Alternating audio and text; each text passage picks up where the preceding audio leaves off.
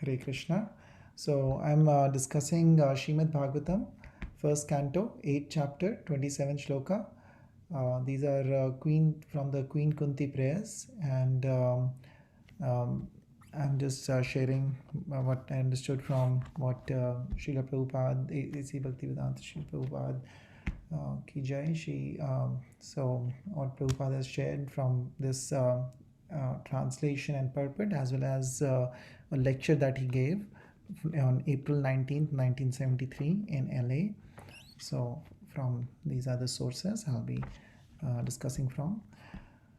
So we'll just start with the shloka. Namo kinchana nvattaya nivritta gunavrittaye atmaramaya santaya kevalya pataye namaha. Hare Krishna. So I'll just read the translation by Srila Prabhupada. All glories to Srila Prabhupada. My obeisances are unto you, who are the property of the materially impoverished. You have nothing to do with the actions and reactions of the material modes of nature. You are self-satisfied, and therefore you are the most gentle and are master of the monists. So word by word synonyms. Nama, all obeisances unto you. Akinchana Vittaya is unto the property of the material impoverished. Nivritta, completely transcendental to the actions of material modes. Guna, material modes. Vrittaya, affection. Atma Aramaya, one who is self-satisfied. Santaya, the most gentle. Kaivalya Pataye, unto the master of the monists. Namaha, bowing down. Hare Krishna. So here the first word in this starts off with Akinchana Vitta. So Krishna here is being called by Kunti Maharani as Akinchana Vitta. So Akinchan Vittaya means materially impoverished, as it is said here. So this is very important. So Prabhupada says that Krishna gives special mercy to those who have nothing but Krishna.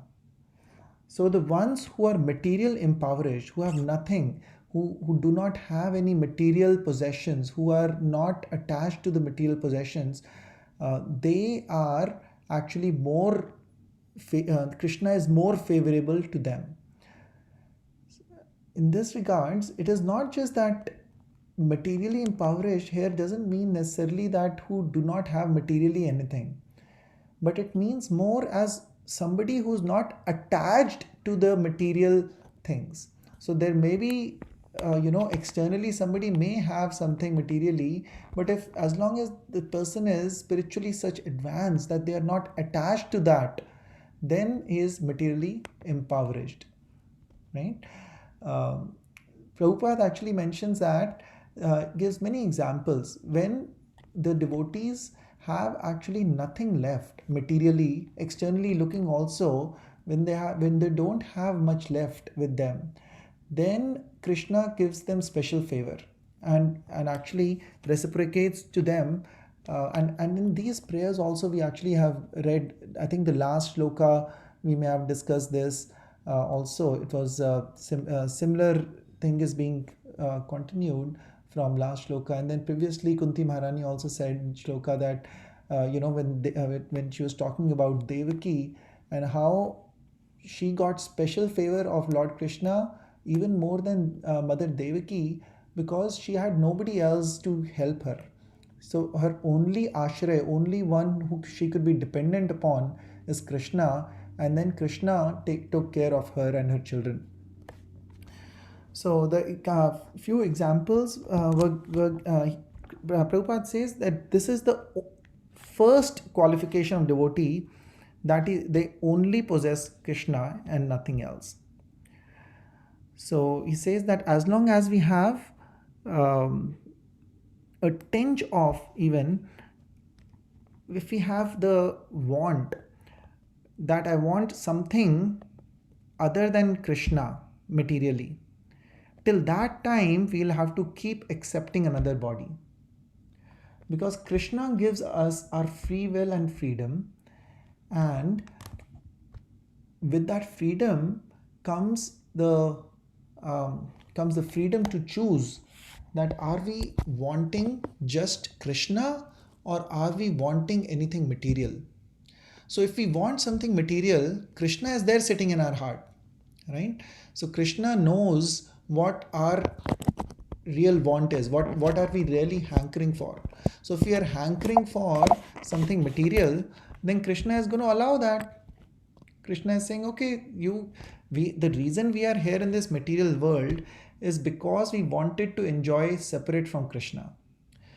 So till the time we are not that much dependent on Krishna, thinking that I've tried everything, I've tried to enjoy this, that, everything, and nothing gives me the fulfillment. The only fulfillment I can really and truly have is in Krishna consciousness. Until we get to that mentality and we have even until we have that little want to enjoy materially, we will keep getting another body as is our thoughts, and whatever we want to enjoy, the mother nature, Prabhupada says, so nice, in a way, because it will give you, the Prakriti will give you that another body to enjoy whatever we want to enjoy, until we are completely flustered and we have tried everything, and finally we are just done and we are like, I've tried this, that, everything, nothing is giving me pleasure. Only Krishna is the only ashray.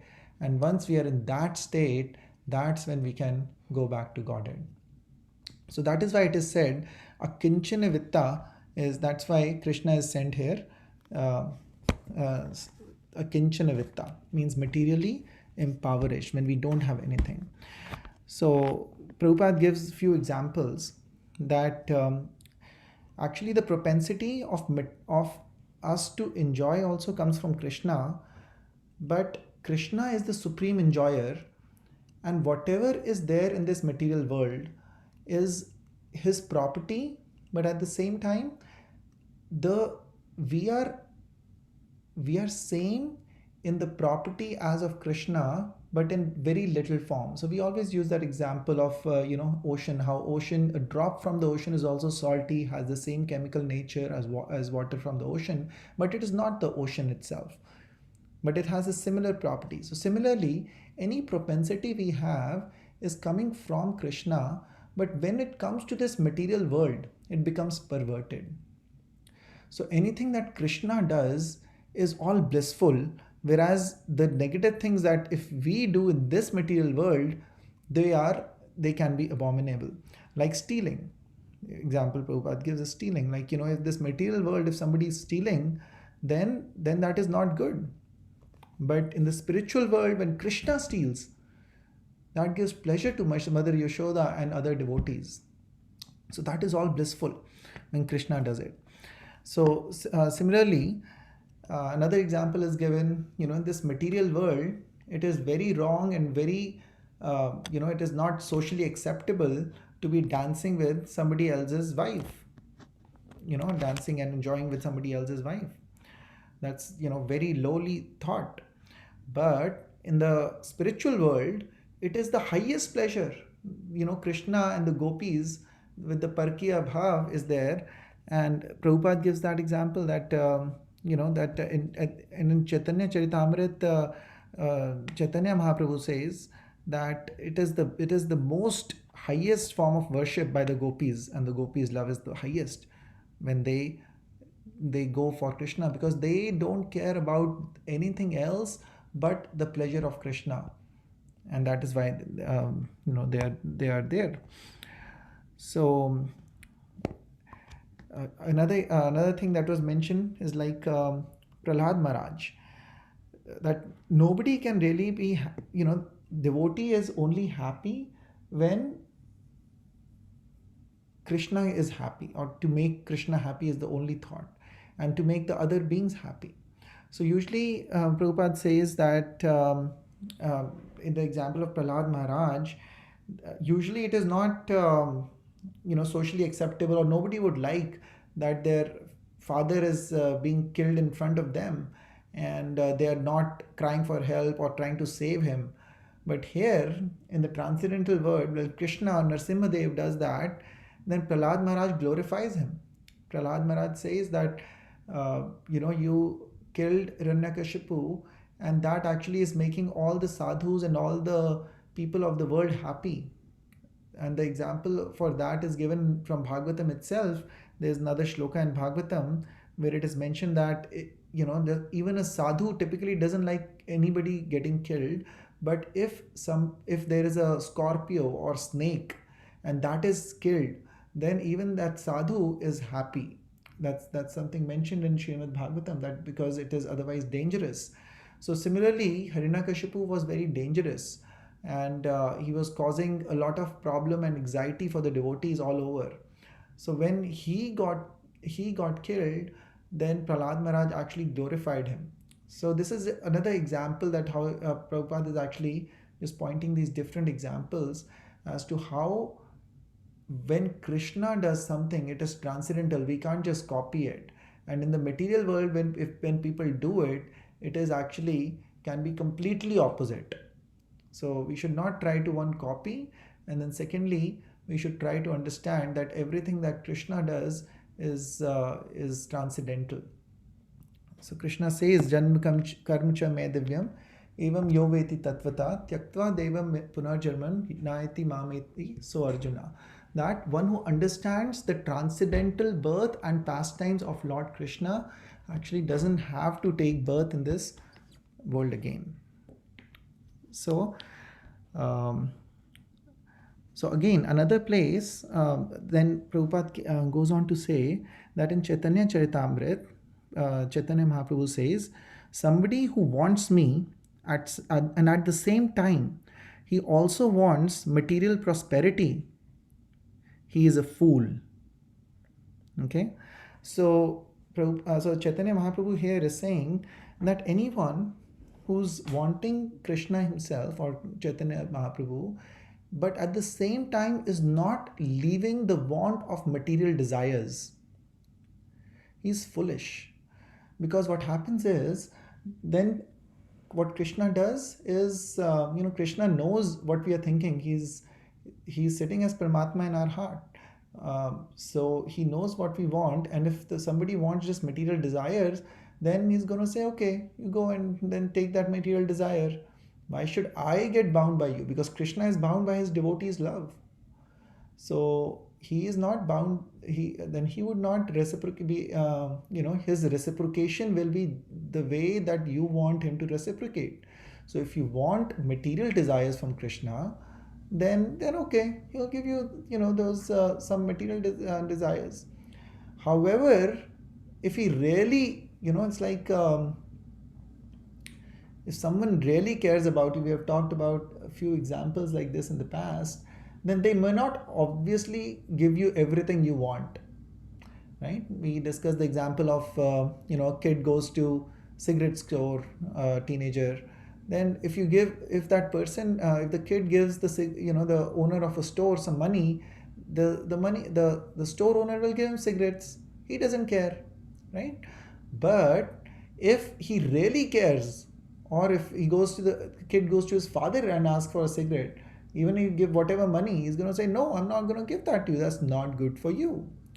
So actually, the supreme compassion of Krishna is that he may actually take everything away from you.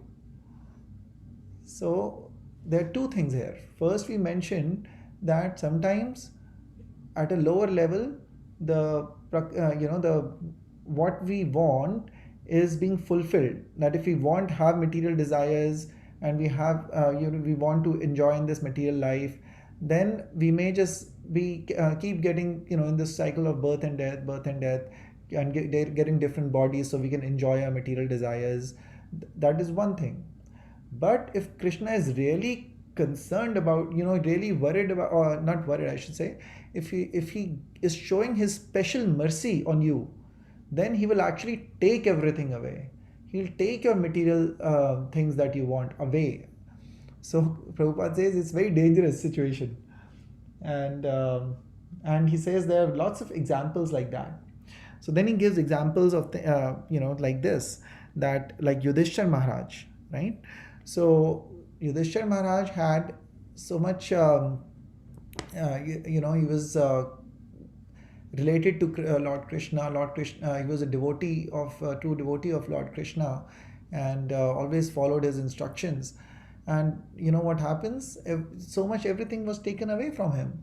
His kingdom was taken away. His he had to undergo so many other problems, and and that is actually the special compassion of Lord Krishna, because then what did he do? He always remembered Lord Krishna, and then Lord Krishna saved him so many times and the family. And that's why Kunti Maharani here says that, you always saved us. We kept having so many problems, and Krishna, you always saved us. So it was his special compassion that they were always dependent on Krishna.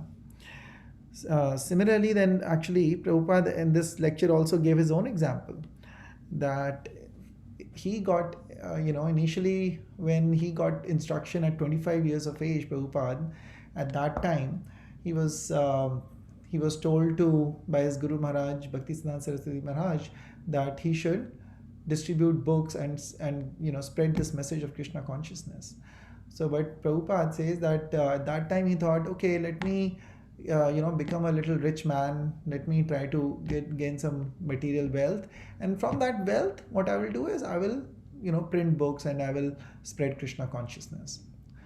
But by special mercy of Lord Krishna, and he was a successful businessman, started a business, got some wealth, started accumulating some wealth, and he was pretty quote unquote successful initially.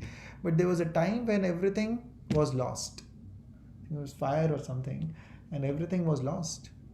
So Prabhupada says, and that's how true devotees, we should learn that how to act when we are in distress from such great souls like Srila Prabhupada and true devotees like that how do they take that? So Prabhupada took it as, okay, this is Krishna's special mercy on me, that now I have got no responsibility to do any more material things now. My only job now is to serve Krishna. So he took up the process of serving Krishna and writing only books and completely devoting himself to spreading Krishna consciousness eventually. So he said that's how, by special mercy of Krishna, he was in LA, he says, now that's how I am here today. So these are some examples, and then other example comes to our mind as we read about Narad Muni, how Narad Muni also just at the young age of about 5 years, his mother died by a snake bite. He was such a young child, nothing, he didn't have anybody else to take care of him. But even Narad Muni at that time, if we remember that, he says that this was a special mercy of the Lord. He took it as a special mercy of the Lord, that the only person that he could depend on now was nobody else in this world but Krishna. So he completely devoted his thoughts, mind, actions to Krishna. And that actually gives us a very beautiful lesson, that how we also should try to not have material engagements and material attachments, and try to serve Krishna with whatever things we have. And that's why it says, that's why in the start of this shloka, this akinchana vitta is very important, because Prabhupada says this is the first qualification of a devotee. Okay, that a devotee only possesses Krishna. So we also remember, from Bhagavad Gita, there are 4 types of people we hear who come to Krishna. Chaturvidha bhajante mam, ye jana paryupasate, Jana Sukritino Arjuna. Arjuna, yeah. Artho artharthi jigyasu gyani cha bhartar sabha. Right? Those are the 4 kinds of people who are distressed, who want money, who want knowledge, and then the one who are devotees. Uh, or yeah. So those are four types of people. All everybody. So people, if they want material wealth, also they can come to Krishna. That is still more pious than the atheists. Atheists don't even depend on Krishna for anything. At least the person who wants material wealth and is coming to Krishna, at least he is depending partially on Krishna, but that is not the highest level of devotion.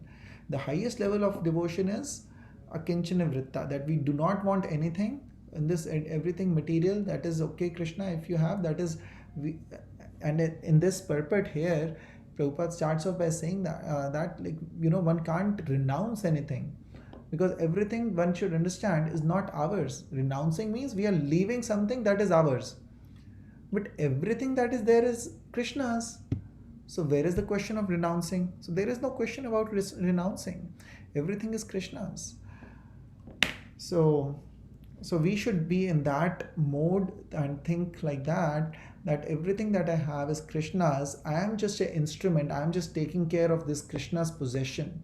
Just like a cashier sitting in a bank, he does not think that all the money that is there is mine. No, he thinks, okay, my job is just to take care. I'm just a caretaker of this money for this person, or this bank or whatever. So he doesn't think this is my property. If he thinks that, then he's a fool. So similarly, if we think that this is my property and that is my property, or we have the propensity to even think that maybe if I get this thing, then it will give me some happiness, then we are fools like that, because it will not really give us happiness. And that's why from so many lifetime, multiple lifetimes, we keep taking birth again and again, because somewhere we are holding on to this thought that, okay, maybe I'll try to get this. If I get this, I will be happy. And Krishna knows that. Krishna is sitting in our heart. Krishna says in Bhagavad Gita that Hrideshu Arjun Hrideshan Tishtati, that I reside in the region of the heart. So, and he is there as Paramatma in everyone. And then it also says Antakale cha mameva, and they also says yam yam vapi smaran bhava tyashte ante kalevaram. So whatever we think about at the time of death, that body we will get. So we should be very careful. We know the story of Bharat Maharaj also, that how he was so close to pure devotion, to prema bhakti, but he got attached to a deer just at the time, even when he was in the forest, and renounced from the other material things in life. He got attached to just one little deer, and then he had to take the body of a deer. So we have to be that's why very careful like that, and that's why it is said we have to be a kinchana vitta. And so then again, going forward, here it's in this purport, then that is from the lecture mostly. And then here it is said, I'll just read this, and then if any new point again comes, I will just mention that. Living being is finished as soon as there is nothing to a living being is finished as soon as there is nothing to possess. Therefore, a living being cannot be, in the real sense, the term a renouncer. So we discussed that. A living being renounces something for gaining something more valuable. This is a beautiful discussion. Past time we have discussed this one also, about Sanatan Goswami, about so how Sanatan Goswami, once somebody was sent to Sanatan Goswami that he has got something very valuable, go and ask him, he'll give you, he's got something very, very valuable. And that person goes to Sanatan Goswami, and he finds that a little touchstone. Touchstone is something that makes, as soon as you touch something with it, it will become gold. So he gives and that is lying in a trash can, kind of in where Sanatan Goswami lives. And he takes it, becomes very happy that he has got the touchstone, and he's going back. And then he realizes, why would it be kept in trash if that is the highest? Somebody who keeps a touchstone in the trash basket means that is not of real value. So he must be having something much more valuable that he doesn't want to share with me, right? That is why. So let me go and ask him again.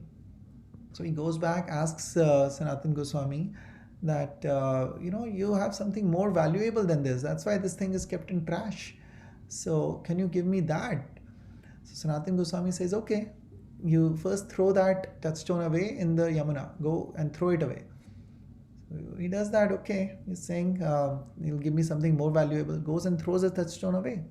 Comes back and then he gets Harinam. So Harinam is more valuable than any touchstone, anything that material we think about. And this is very strong because we hear about these things like stories, but if really you think about it, if somebody is giving us $10,000 today, and we say you take that or you take Harinam,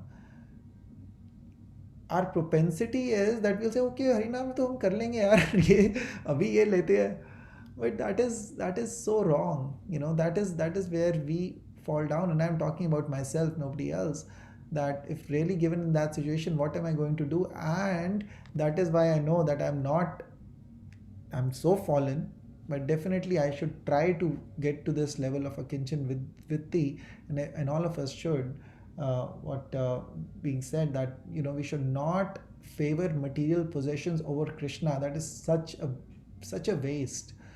That we are more attracted to money, to wealth, to car, to all these material possessions than to Krishna. That if there's time is money, people say, right?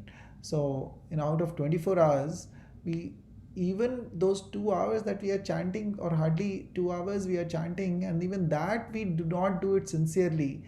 And again, sorry, I'm not talking about anybody, I'm really talking about myself.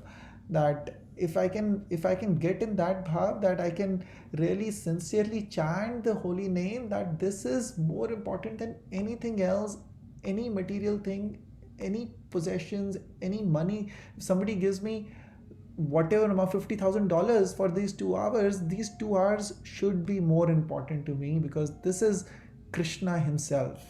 This is my time that I am getting with Krishna himself. So this should be more dear to me than anything else in the world, right? People go and pay so much money to meet celebrities, this and that. So think you are getting a chance to meet with Krishna himself, the biggest celebrity, the biggest renouncer, the biggest, he has all the opulences, the top six opulences we discuss all the time, and he has all the fame, power, energy, everything. He's the supreme personality. He's got everything, and we are getting a chance to meet with him for 2 hours every day. We are so lucky. So we should take that very, very, very importantly, and we should not be distracted during that time. And any distractions that come to our mind, we should keep it aside, thinking that at least for this time that I'm chanting, I should have the mentality of this akinchan vitta. So again, that's the importance of Harinam, that's being described by this pastime of Srila Rupa Goswami. So further it is said that they were all these Goswamis they had big posts in Bengal, but they left all that, and they were at one was a Raghunath Goswami was son of a big zamindar, and it's described how he had to run away pretty much from his home because they won't because he was the only son, and his parents didn't want him to become a renunciate.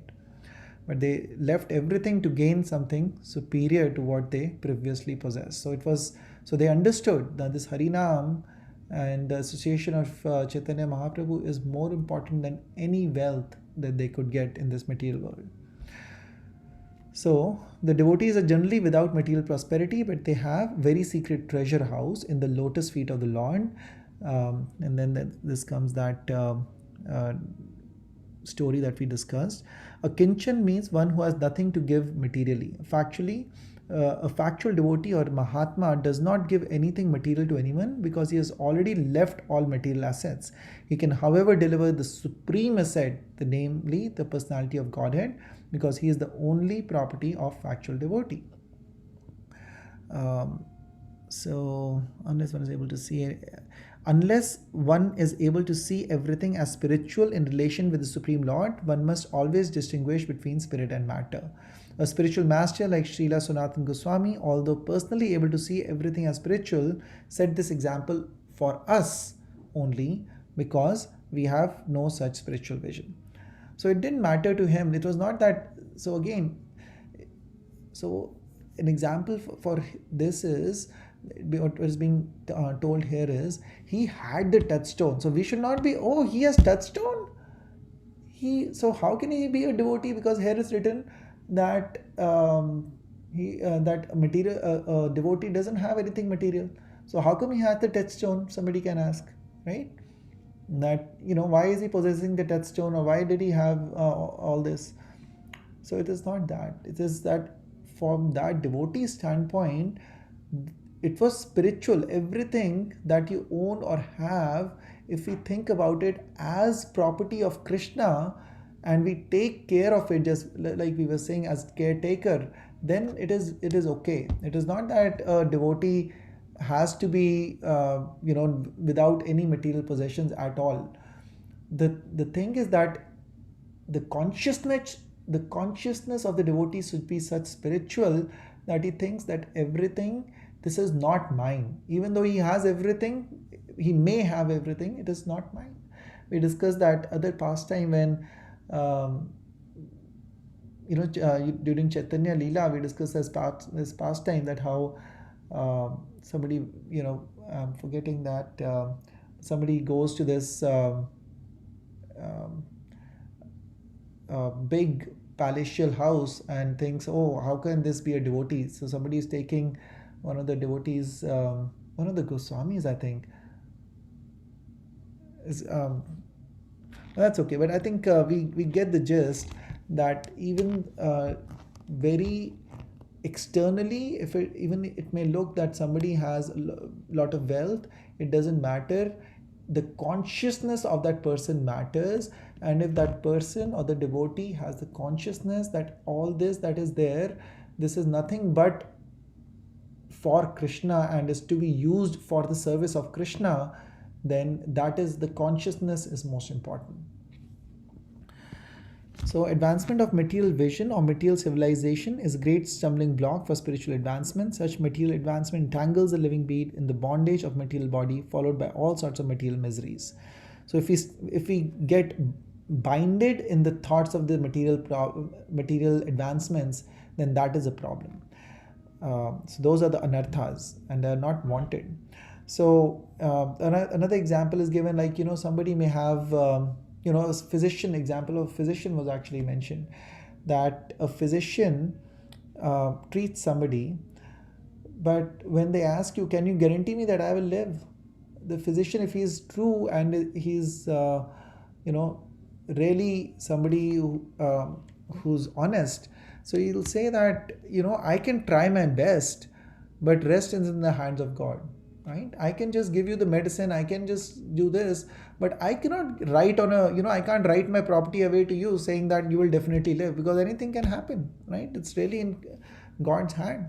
So this way, any knowledge we have, any advancement that is there, if we are using it or think about it as this is what is given to us by Krishna, and this is to be used in service of Krishna, then that is okay.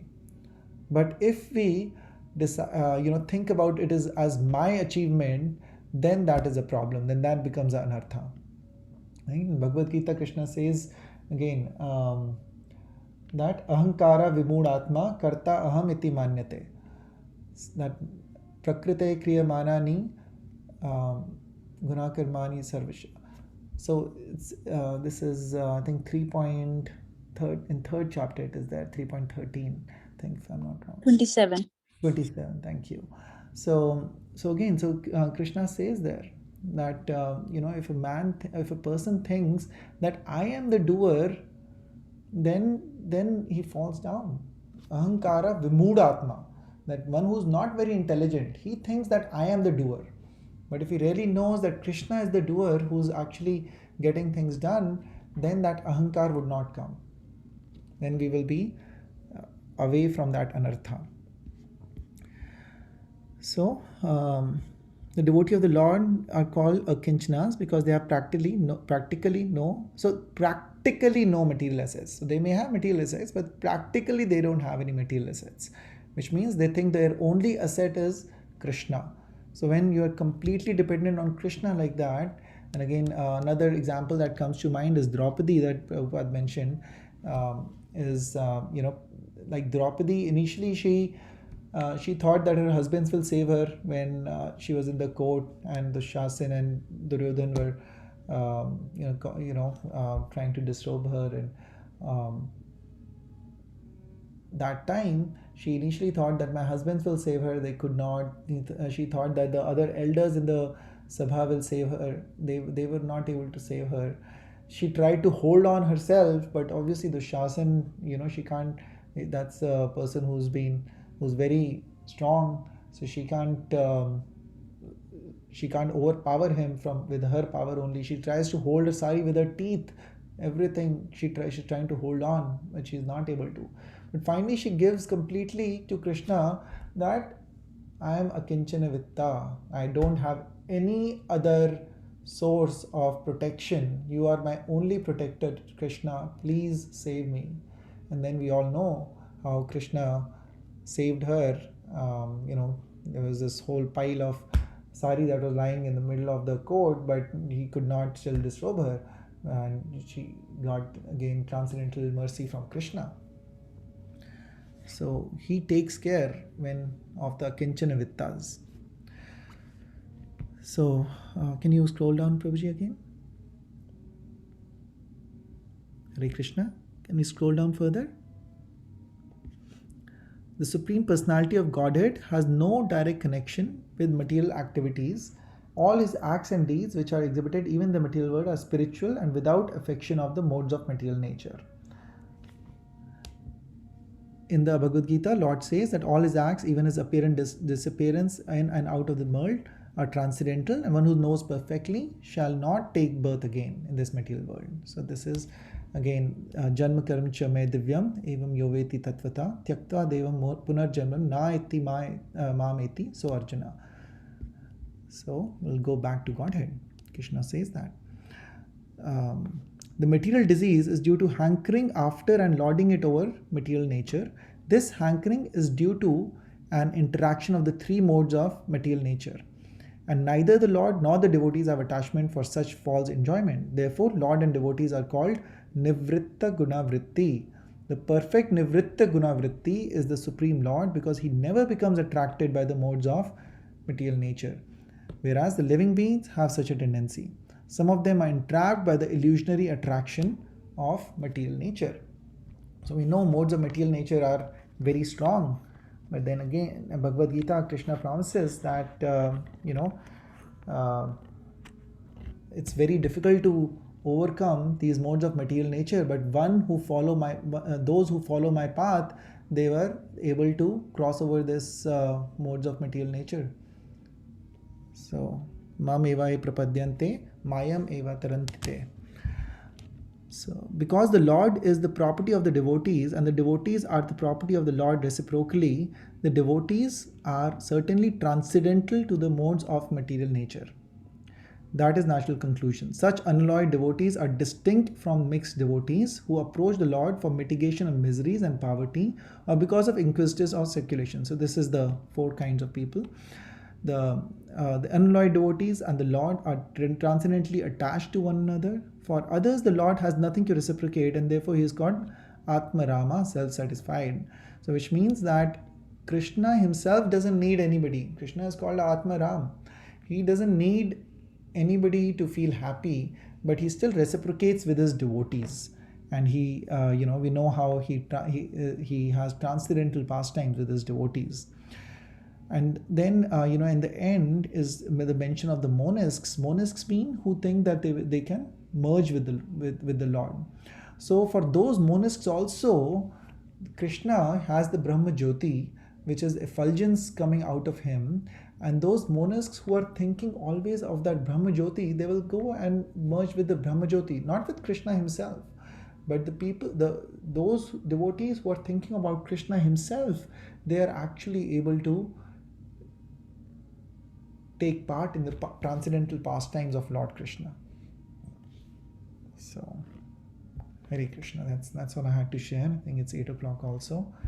So, thank you very much, and apologies in case I mentioned something wrong or was not able to convey the bhava appropriately. Please let me know if any questions I can try to answer. Hare Krishna. Hare Krishna Prabhuji, thank you so much. Amazing talk. Very nice. You presented beautifully. So yeah, we can have questions. Anybody would like to ask any questions from Prabhuji?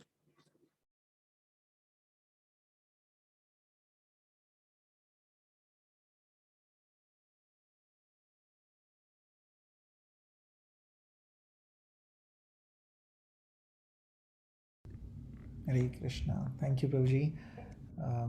Yes, I just, as I said, there was this lecture Prabhupada gave, very nicely, beautiful lecture.